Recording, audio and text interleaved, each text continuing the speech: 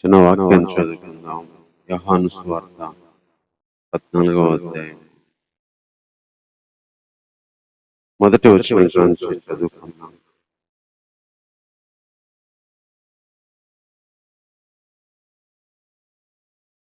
మీ హృదయమును కలవరపడనీయకుడి, దేవుని యందు విశ్వాసం ఉంచుచున్నారు, నా యందును విశ్వాసం ఉంచండి.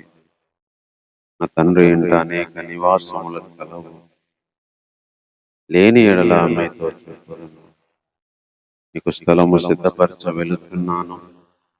నేను వెళ్ళి మీకు స్థలము సిద్ధపరచిన ఎడల నిండు స్థలములో మీరును ఉండులాగును. మరలా వచ్చి నా యుద్ధ ఉండటకు మిమ్మల్ని తీసుకొని పోదు. చిన్న మాట ప్రార్థన చేసి ప్రేమ కలిగిన ఆయన నీకు వందనాలు. ఇంతవరకు ఆరాధనలో సాయం చేస్తూ వచ్చినందుకు వందనాలు ప్రభా. పాటల కోసమై, ఆరాధన తలంపుల కోసమై, అదేవిధంగా జీవము కలిగిన నీ మాటలు ప్రభా, ఏవైతే ఆ రోజు బ్రతికున్నప్పుడు ఆ చివరి రోజుల్లో ప్రభా నీ శిష్యులకు చేసినవి చెప్పినవి మేము ధ్యానం చేసుకుంటున్నాం, ఆలోచిస్తున్నాం ప్రభా.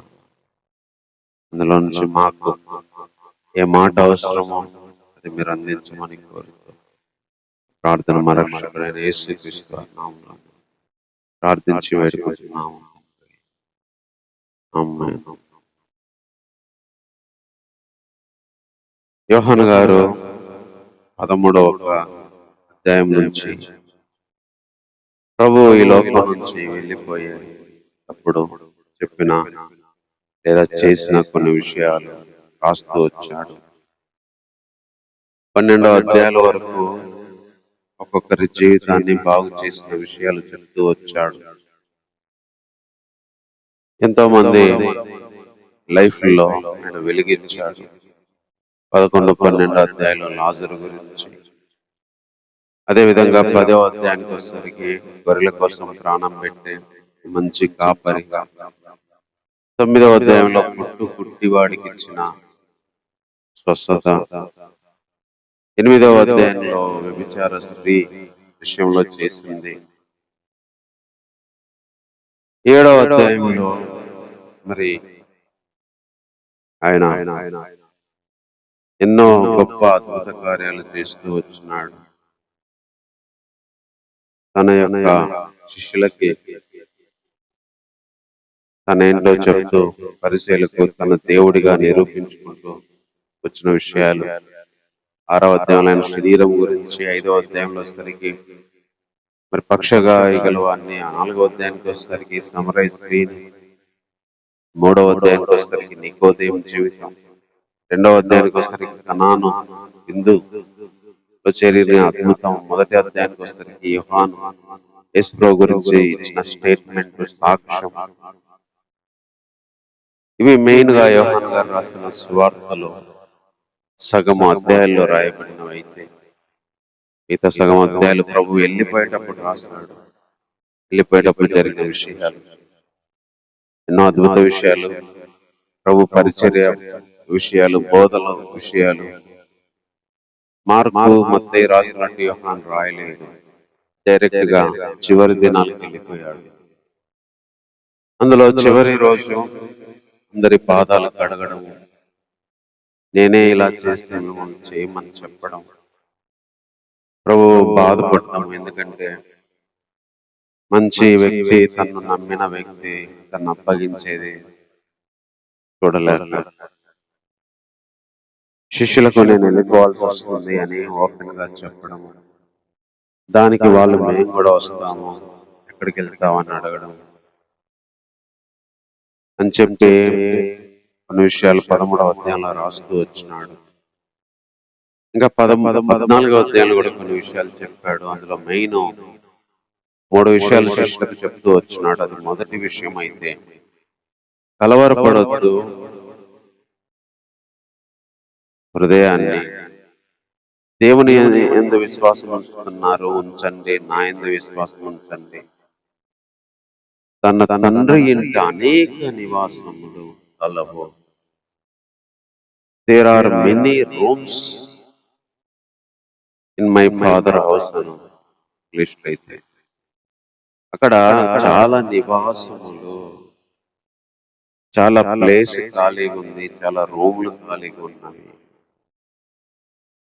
లేకపోతే మీకు చెప్తాను, నేను స్థలాన్ని సిద్ధపరచడానికి వెళ్తున్నా. ఒకసారి స్థలాన్ని సిద్ధపరిచిన తర్వాత మరలా వచ్చి మిమ్మల్ని అక్కడ ఉండడానికి నేను తీసుకెళ్తాను అని చెప్పి వాళ్ళకి చెప్తూ వచ్చినాడు.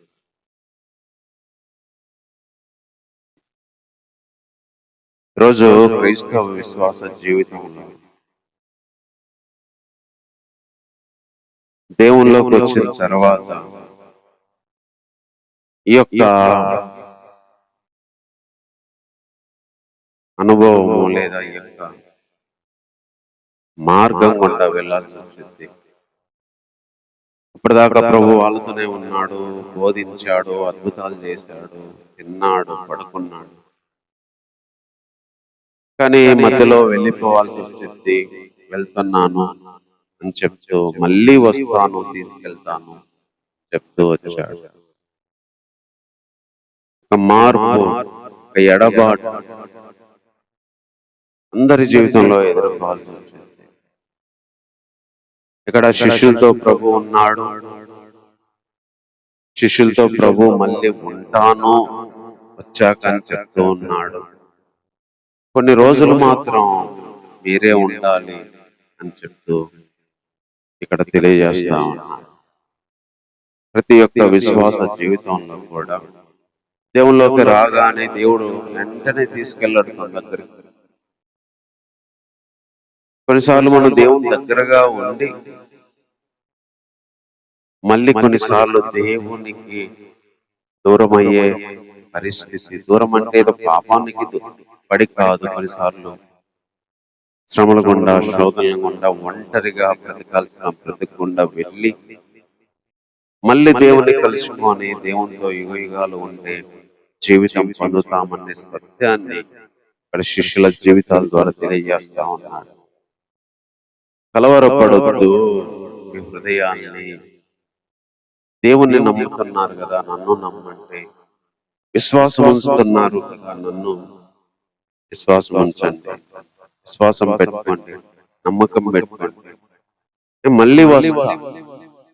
నా తండ్రి దగ్గర అనేక నివాస స్థలాలు ఉన్నాయి, సిద్ధపరిచి వస్తా అనే ఒక మాట శిష్యుల్ని, మిగిలిన జీవితాన్ని ప్రభు కొరకు బతికేటట్టు చేసి దేవుడిచ్చిన అమూల్యమైన మాటల్లో ఇది క్రైస్తవ విశ్వాసానికి ఒక ఆయువు పట్టు.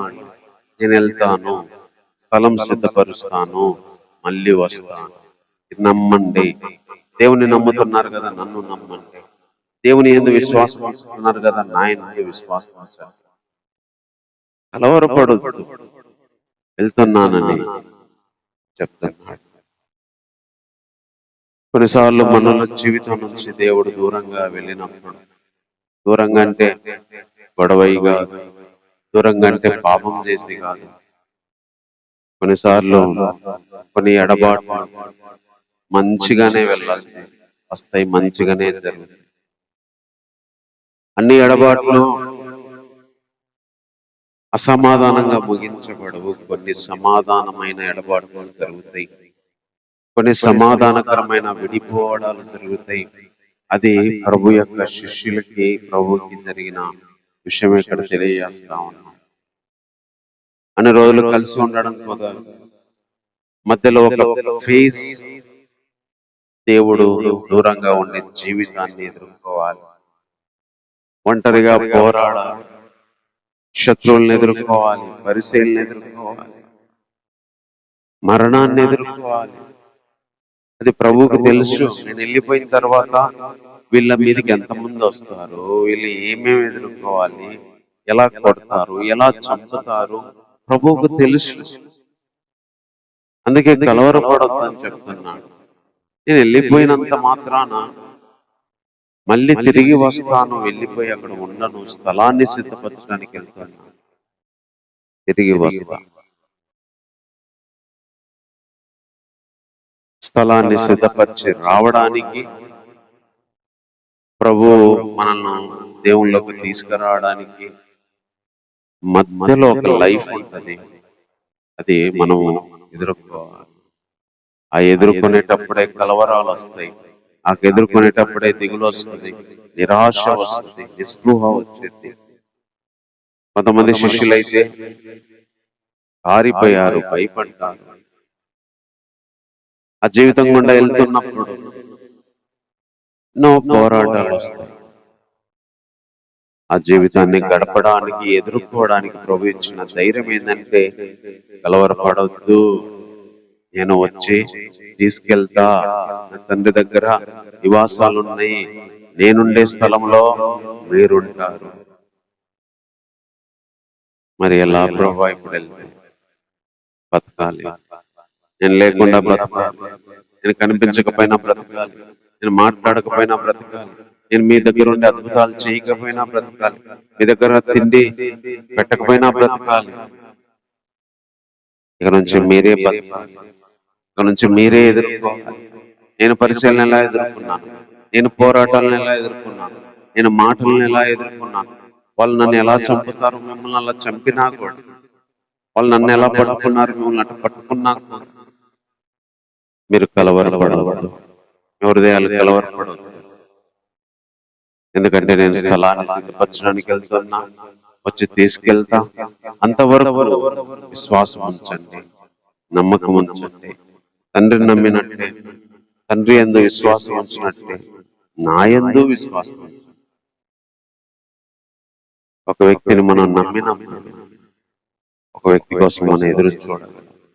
ఒక వ్యక్తి నమ్మినప్పుడు అది ఎంత పెద్ద శ్రమైనా ఆ దేవుడు వస్తాడు, ఆ దేవుడు విడిపిస్తాడు, ఆ దేవుడు తీసుకెళ్తాడు, ఆ దేవుడు దగ్గర ఉంచుతాడు అని ఒక నిరీక్షణతో బ్రతకడానికి ఆధారం ఈ విశ్వాసం.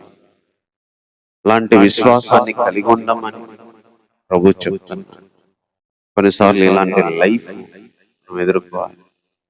అందుకే ప్రభు వెళ్ళిపోయిన తర్వాత, ప్రభు ఉన్నప్పుడు ఒక్క శిష్యుని మీద చేయి వేయనీయలేదు, ఒక శిష్యుని పట్టుకొనియలేదు, ఒక శిష్యుని ఒక మాట అననీయలేదు. ప్రభు వెళ్ళిపోయిన తర్వాత ఎన్నో మాటలు అన్నారు, కొట్టారు, దూషించారు, బెదిరించారు, జైళ్ళల్లో వేశారు, చంపారు, శిష్యుల్ని ఎంతో ఇబ్బందులకు గురి చేశారు.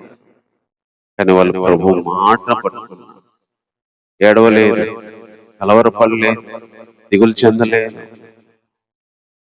ఆ మాటను బట్టి బతికారు. ఎలా అంటే, కలవరపడొద్దా, మళ్ళీ వస్తా అన్నాడు, స్థలం స్థిరపరిచి ఆయన దగ్గరికి తీసుకెళ్తా అన్నాడు, ఆయన ఉండే స్థలంలో ఉంచుతానన్నాడు.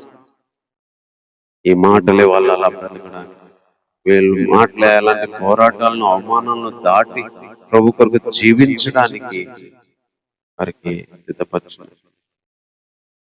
మార్గం ఎట్లా ప్రభు అని అడిగితే, మీకు తెలుసు నేనే మార్గము, సత్యము, జీవం అన్నాడు. తండ్రిని మాకు చూపించు అంటే, నేను నన్ను చూస్తే తండ్రిని చూసినట్టే కదా అని చెప్పి కింది వచనాల్లో చెప్తాడు. నన్ను చూస్తే తండ్రి నుంచి చూసినట్టే. నేనే మార్గం. ఎట్లా రావాలి ప్రభు నీ దగ్గరికి అంటే, నేనే I am the way, truth and life. నేనే మార్గము, సత్యము, జీవం. నా యందు విశ్వాసం ఉంచడమే మార్గం, నన్ను నమ్మడమే మార్గం. అలా ఆ దారిలోనే మీరు రావాలి తప్ప వేరే దారి లేదు. ఆ లైఫ్ ఈరోజు అలాంటి గొప్ప దేవుడు, ఈరోజు మనల్ని ఆదరిస్తున్న దేవుడు ఎలాంటి వాడు? కొన్నిసార్లు కలవరగుండా వెళ్ళిన మనకు దేవుడి స్థలాన్ని సిద్ధపరుస్తాడు. జీవితంలో ఇక్కడ ఏమి కనిపించకపోయినా దేవునితో ఉండే జీవితం, ఆయన మాట ఇచ్చాడు. మరణం గుండా వెళ్తున్నా మనం గుర్తుపెట్టుకునే మాట, నేను చచ్చిపోయినా ఆయన దగ్గరికి వెళ్తా, లేదా ఆయన వచ్చైనా తీసుకెళ్తా. ఈ రూము, ఈ ఇల్లు కాల్ చేసిన, ఇక్కడ ఏ ఇల్లు లేకపోయినా దేవుని దగ్గర స్థలము, దేవుని దగ్గర ఇల్లు, దేవుని దగ్గర అనేక నివాస స్థలము, there are living places in the God అన్నాడు. దేవుని దగ్గర నివసించడానికి తగిన స్థలాలు ఉన్నాయండి. అక్కడికి వెళ్ళి మనల్ని తీసుకొని ఉంచుతానన్నాడు ప్రభు. క్రైస్తవ విశ్వాస జీవితానికి బలాన్ని, ధైర్యాన్ని ఇచ్చే మాట ఇది. ప్రభు చేసిన వాగ్దానాల్లో అమూల్యమైన వాగ్దానము, తండ్రి దగ్గర స్థలాన్ని సిద్ధపరిచి వచ్చి మిమ్మల్ని తీసుకెళ్తాను అని చెప్పి ఆ రోజు కలవరంతో, దుఃఖంతో, వేదంతో ఉన్న శిష్యులకు చెప్పాడు. ఈరోజు మనము విశ్వాసంలో దేవుని నమ్మి బ్రతకడానికి మనతో చెప్తున్న మాట. కలవరంలో ఉన్న, దుఃఖంలో ఉన్న, వేదనలో ఉన్న, పోరాటాలతో ఉన్న, ప్రజలతో ఉన్న, దేవుడు వస్తాడు, స్థలం సిద్ధపరిచి తీసుకెళ్తాడు అనే ఒక ధైర్యం మనకుంది. ఆ ధైర్యాన్ని బట్టి మిగిలిన విశ్వాస జీవితంలో ఏం జరిగినా కూడా ముందుకెళ్ళాలంత విశ్వాసం మనకు ఉండాలని ప్రభు కోరుతూ ఉన్నాడు. తర్వాత 13 నుంచి 24 వచనం వరకు ఇంకొక మాట చెప్తున్నాడు. మీరు నా నామం దీన్ని అడుగుదురు, అదే తండ్రి నామాన్ని మీకు చేస్తాను. నా నామం ఏడడిగినా చేస్తా. నన్ను మీరు ప్రేమించిన నా ఆజ్ఞలు గైకొంటారు. నేను తండ్రిని వేడుకుంటాను, మీ యొద్ద ఎల్లప్పుడూ ఉన్నటకు ఆదరణకర్తను అనగా సత్యస్వరూపియగు ఆత్మను నీకు అనుగ్రహించును. లోకం ఆయన చూడదు, అందుకే ఆయన్ను ఎరగదు, అందుకే ఆయన్ను పొందలేదు. మీరు ఆయన ఎరుగుతారు. ఆయన మీతో కూడా ఉంటాడు, మీలో కూడా ఉంటాడు. మిమ్మల్ని అనాథలుగా వదలను, విడవను, ఇద్దరికి వస్తా. కొంతకాలమైన తర్వాత ఈ లోకం మరి ఎన్నడూ చూడదు, మీరు నన్ను చూస్తారు. నేను జీవించుచున్నాను కనుక మీరు జీవిస్తారు. నేను తండ్రి యందు, మీరు నా యందు, నేను మీ యందు ఉన్నామని ఆ రోజు మీరు ఎరుగుతారు అని చెప్తూ వచ్చినాడు. మరొక అమూల్యమైన, అత్యధికమైన వాగ్దానం ఇచ్చింది ఏంటంటే, నేను వెళ్ళిపోయిన తర్వాత అనాథలుగా వదిలిపెట్టాను మిమ్మల్ని. అనాథలు తల్లిదండ్రులు కోల్పోతే అనాథలైనట్టు మిమ్మల్ని చెయ్యను. వేరే దేవుని పంపిస్తాను, పరిశుద్ధాత్మను పంపిస్తా, ఆదరణకర్తను పంపిస్తా, తండ్రిని వేడుకొని పంపిస్తా. శిష్యులకు ఇచ్చిన ధైర్యం. దేవుడు లేకపోయినా దేవుడి స్థానమును, పరిశుద్ధాత్మను పంపించడానికి స్నానం చేస్తూ వచ్చినాడు. వాళ్ళకిచ్చిన వాగ్దానమును, మాట అది. నేను వెళ్ళి నా పరిశుద్ధాత్మ వస్తాడు. లోకం ఆయన తెలుసుకోదు, ఎరగదు, కానీ మీరు తెలుసుకుంటారు. ఆయన మీతో ఉంటాడు, మీలో ఉంటాడు, మీతో ఉంటాడు. With you, in you.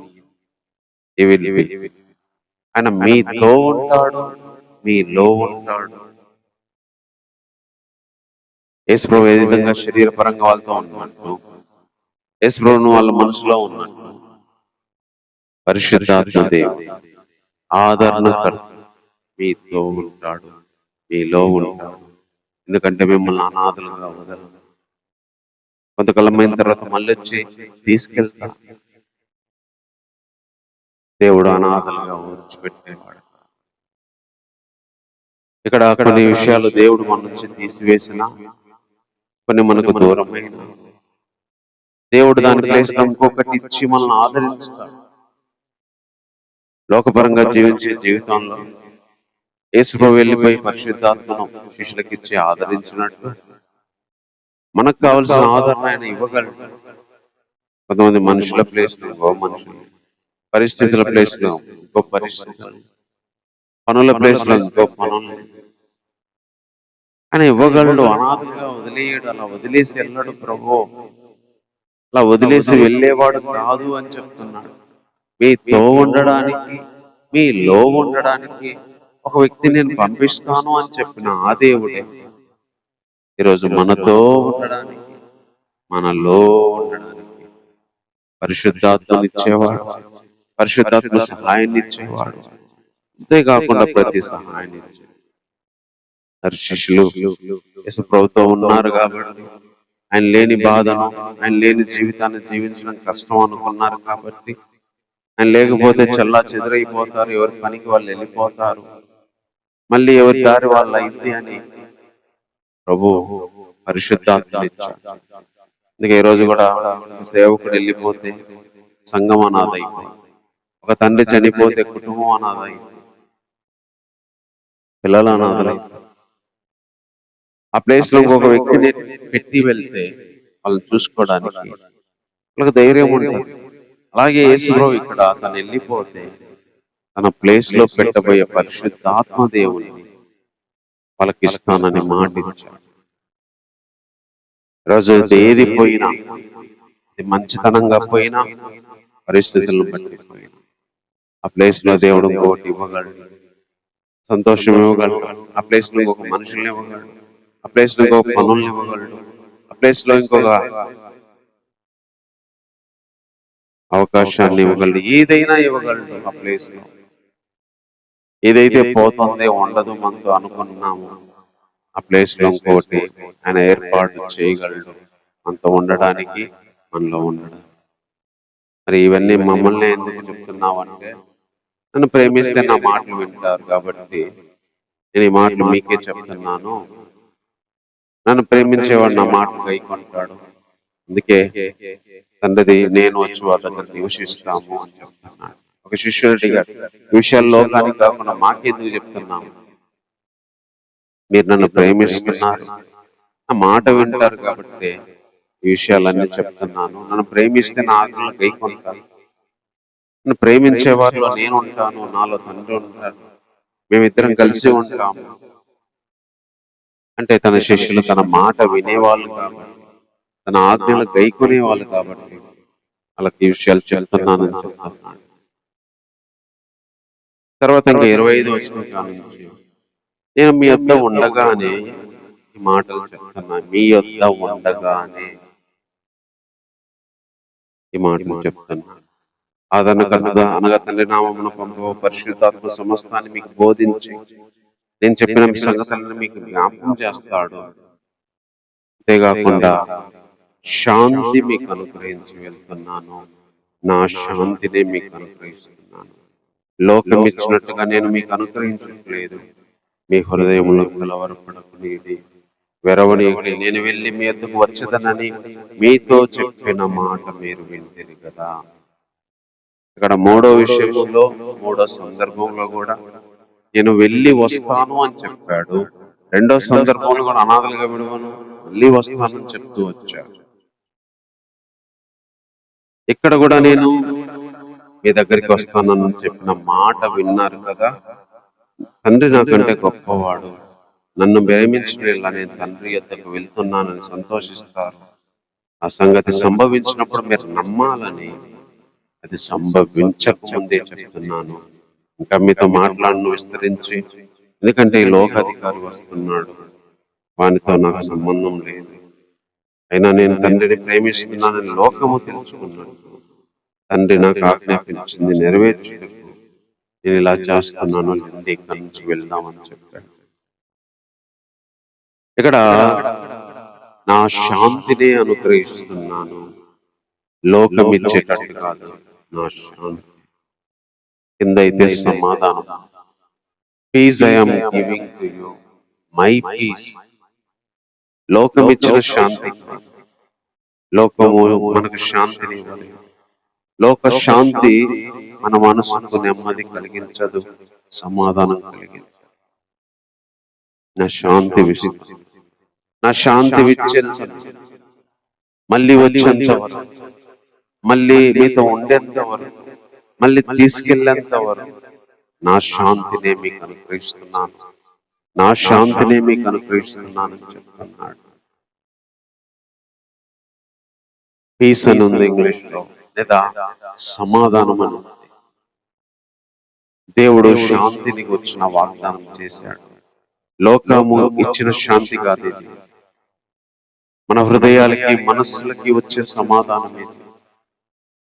అందుకే శిష్యులకి శాంతి ఉంది కాబట్టి కొట్టినా అదే సమాధానం, బెదిరించిన సమాధానం పోలేదు, బోధించొద్దు అని మరి జైల్లో వేసినా కూడా అదే శాంతి సమాధానం. చంపుతున్నా, పట్టుకున్నా, ఖడ్గాలతో నరుకుతున్నా అదే శాంతి సమాధానం. ఇంత శాంతి ఎలా వచ్చింది? ప్రభు యొక్క శిష్యుల కంటే ప్రభు చెప్పిన మాట. ప్రభు వస్తా అన్నాడు, ఏ పరిస్థితిలోనైనా నాకు శాంతినిచ్చేది ఆయన. లోకం ఇచ్చే శాంతి కాదు ఇది. ఆయన వస్తానన్నాడు, తీసుకెళ్తానన్నాడు, ఆయన బ్రతికినట్టు నన్ను బ్రతికింప చేస్తాడు. ఇది శాంతి. ఇవి తలంచుకోవడం వల్ల వచ్చే శాంతి, ఇవి ఆలోచించడం వల్ల కలిగే శాంతి. చంపిన, కొట్టిన, అవమానించిన ప్రభువు లేచినట్టు మా జీవితాల్లో, మా బ్రతుకుల్లో వస్తాయి. మేము ప్రభుతో ఉంటాము అనే శాంతి. ప్రభు చెప్పాడు ఈ విషయాలన్నీ అని కలిగే శాంతి. ఇది లోకం ఇచ్చే శాంతి కాదు. లోకం ఇలాంటి శాంతిని ఇవ్వలేదు. ఇది ప్రభు ఒక్కడి. అందుకే కలవరంతో ఉండొద్దు అని చెప్తున్నాడు. కలవరపడొద్దు, వెరవనీయొద్దు, మీ హృదయాన్ని వెరవనీయొద్దు, భయపడొద్దు, కలవరపడొద్దు, నా శాంతి మీకు ఇస్తుంది. అందుకే ఆ రోజు, చివరి రోజు శిష్యులు తనతో ఉన్నప్పుడు యోహాను గారు విన్న విషయాలు మరి మత్తయి, మార్కు రాయలేదు, కానీ లూకా రాయలేదు, కానీ యోహాను గారు రాస్తూ వచ్చారు. చివరి రోజుల్లో ప్రభు ఏం చెప్పాడు, ఏం చేశాడనే విషయాల్ని యోహాను గారు ప్రత్యేకంగా గుర్తుపెట్టుకొని రాశాడు. స్థలాన్ని సిద్ధపరచడానికి వెళ్తున్నాను అన్నాడు, ఆదరణకర్తను పంపిస్తాను, శాంతిని ఇస్తాను అన్నాడు. అందుకే వారి విశ్వాస జీవితం ఎక్కడ వెనిగి తిరిగి చూసుకోలేదు. అగ్ని అయినా, అగ్నిగుండమైన, మసల కాగే నూనె అయినా, ఇంకా జైలైనా, కొరడాలైనా, దెబ్బలైనా, పల్లె పోట్లైనా, ఎన్ని పరిస్థితుల్లో సంఘము రోజు శిష్యులు నిలబడ్డారు. ఇవన్నీ వాళ్ళకి తెలుసు కాబట్టి ప్రభు చెప్పిన మాటలు బట్టి వాళ్ళకి విశ్వాసం ఉంది, నమ్మకం ఉంది. మేము గుడ్డిగా నమ్మట్లేదు చెప్పి ప్రభు యొక్క శాంతిని, ప్రభు యొక్క మాటల్లో ఉన్న ధైర్యాన్ని పొందుకొని వాళ్ళు ముందుకెళ్ళారు. ఈరోజు కూడా మనకు కూడా అదే మాట ప్రభు స్థలాన్ని సిద్ధపరచడానికి వెళ్ళాను. అంతవరకు నేను మీతో ఉండను, కష్టమైన జీవితం అనుకుండా వెళ్ళాల్సి వచ్చింది. You have to face it, you have to go through it. దాని గుండా వెళ్ళాలి, దాన్ని ఎదుర్కోవాలి. తర్వాత నేను మీతో లేనని బాధపడద్దు, వేరే రూపంలో పరిశుద్ధాత్మను పంపిస్తా, ఆయన మీతో ఉంటాడు, మీలో ఉంటాడు. మీ హృదయాలకు కలవరపడద్దు, నా శాంతిని ఇస్తాను. అది నా శాంతి, అది లోకం ఇచ్చినట్టు ఇయ్యను. అది నా శాంతి, అది నా సమాధానం. అందుకని దేని గురించి తెచ్చొద్దు. ప్రతి విషయంలో దేవుడికి చెప్పినప్పుడు శాంతి, సమాధానం దేవుడు మనకు అనుగ్రహించేవాడు. ఈరోజు అలాంటి గొప్ప దేవుడు ప్రభు ఆ రోజు బ్రతికి ఉన్నప్పుడు చెప్పిన అలా ఎంతో అమూల్యమైన విషయాన్ని ఈరోజు మనతో కూడా గుర్తు చేసి, మన విశ్వాసం ఆయా పరిస్థితుల గుండా వెళ్ళినా, అలాంటి పోరాటాల్లో వెళ్ళిన ప్రభు శాంతితో ఉన్నాడు, శిష్యులు శాంతితో ఉన్నారు. ఈరోజు ఈ జీవితంలో ఏ పరిస్థితుల గుండా వెళ్ళినా కూడా, ఏ చెల్లా చెదరైనా, అవమానాలు, పోరాటాలు, మరణమైన ఈ శాంతితో, ఈ పరిశుద్ధాత్మ సహాయం తోడుతో, అంతేకాకుండా ఆయన స్థలాన్ని సిద్ధపరిచి వస్తాడన్న మాటతో మనం బ్రతకాలని కోరుతున్నాడు. కాబట్టి మాటను బట్టి ప్రార్థన చేస్తున్నాం. ప్రేమ కలిగిన తండ్రి, నీకు వందనాలు చెల్లిస్తున్నాను దేవా. ఇంతవరకునైనా శిష్యులతో చెప్పిన మాటలు రోజు ప్రతి విశ్వాసికి ఒకటి చెప్పే మాటలే ప్రభా. మా విశ్వాసానికి ఏదైనా బలము, ధైర్యము ఉందంటే మీరు స్థలాన్ని సిద్ధపరిచి వచ్చి తీసుకెళ్తారు. స్థలాలు ఉన్నాయి అని చెప్పారు ప్రభా. ఒక్కొక్కరికి సిద్ధపరుస్తున్నారు స్థలం దేవా. ఒక్కొక్కరికి మేము ఉండడానికి, భూమి మీద శిథిలమైపోయే మా శరీరాలను తీసివేసి నిత్యమైన నివాసాన్ని మాకు ధరింపజేసి, నీ చేతి పని కాకుండా ప్రవాహ నిత్యం ఉండే మహిమ శరీరంలోకి తీసుకెళ్ళి ఆ మహిమ దేహాలతో మేము ఎక్కడ బ్రతకగలమో అక్కడ మీరు మా కోసం ఉంచిన స్థలాన్ని బట్టి వందనాలు. మా కోసం సిద్ధపరుస్తున్న స్థలాన్ని బట్టి వందనాలు. ఎంత గొప్ప ధన్యత ప్రభువా.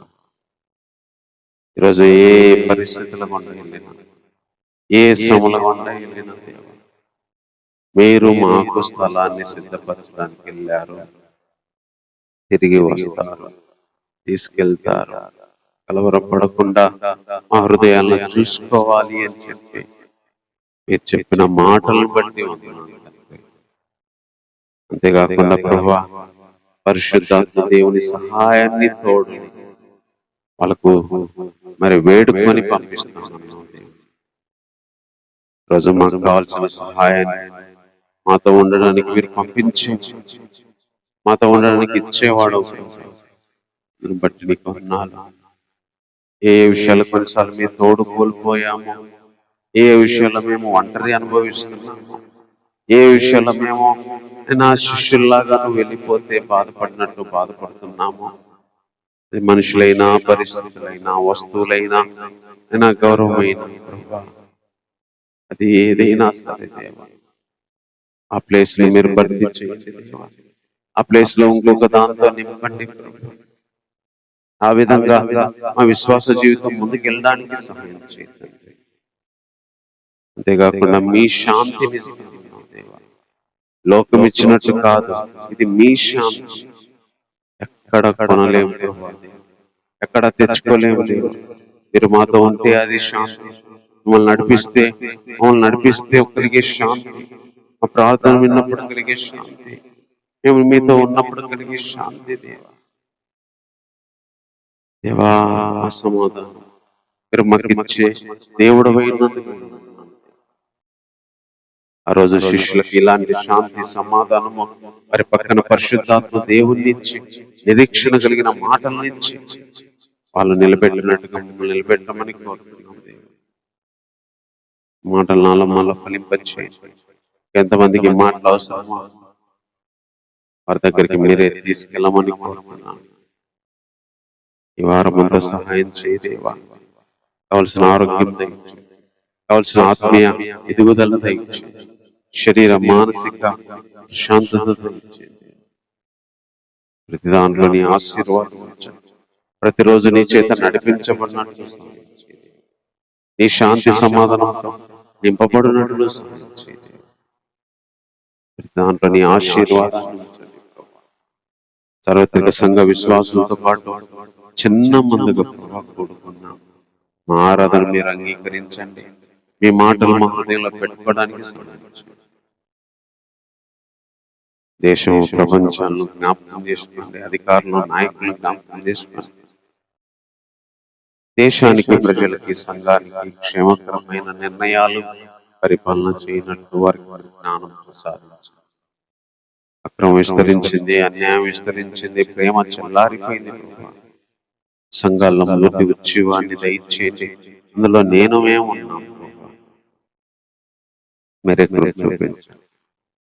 అంతేకాకుండా ప్రభా, ఇంకా ఎంతో మంది ఎన్నో విషయాల్లో పోరాటాల్లో ఉన్నారు, శ్రమల్లో ఉన్నారు, అప్పుల్లో ఉన్నారు, ఇబ్బందుల్లో ఉన్నారు. జ్ఞాపకం చేసుకుంటే చదివేవారు, వివాహాల కోసం చూసేవారు, అనారోగ్యంగా ఉన్నవారు, ఆయా పరిస్థితుల గుండా వెళ్తున్న వారిని, శోధనల గుండా వెళ్తున్న కుటుంబాన్ని మీరు జ్ఞాపకం చేసుకోండి. ఈ సహాయాన్ని దయచేయండి, నీ కృపను దయచేయమని కోరుతున్నాను. ప్రభా, ఈ వారం అంతా మీరు మాకు సహాయం చేయండి. ఈరోజు అంతా మీరు మాకు సహాయం చేయండి. ఇక్కడ నుంచి వెళ్ళిన నీ సన్నిధిని మేము కలిగి ఉండడానికి సహాయం చేయండి. అన్ని విషయాల్లో మీరు ఎక్కువ చూపించమని కోరుతున్నాను. ఇంతవరకు ఆరాధనలో సాయం చేసినందుకు మీకు రక్త సంబంధం, స్నేహితులు, ఆత్మీయులు ఎంతో మంది ఏ అవసరం గురించి అడిగారు, వారి అవసరాలు తీర్చమని, ఏది అక్కడగా ఉందో వారికి ఆ విషయంలో సహాయం చేయమని ఇంతవరకు తోడుగా ఉన్నందుకే వందనాలు చెల్లిస్తుంది. పరిశుద్ధాత్మ దేవా, ఇంతవరకు సహాయం చేసినందుకే వందనాలు. ఈ ప్రార్థన మా రక్షకుడైన యేసుక్రీస్తు వారి నామములో ప్రార్థించి వేడుకుంటున్నాము తండ్రి. ఆమేన్. మన తండ్రి దేవుని ప్రేమ, మన రక్షకుడైన యేసుక్రీస్తు వారి కృప, పరిశుద్ధాత్మిక శాంతి, సమాధానం మనకును సార్వత్రిక సంఘానికి విశ్వాసం ప్రభు వచ్చే వరకు మనం మరణించి ఆయన చేరేంత వరకు తోడైండి నడిపించుగాక. ఆమేన్. అందరికీ వందనాలు.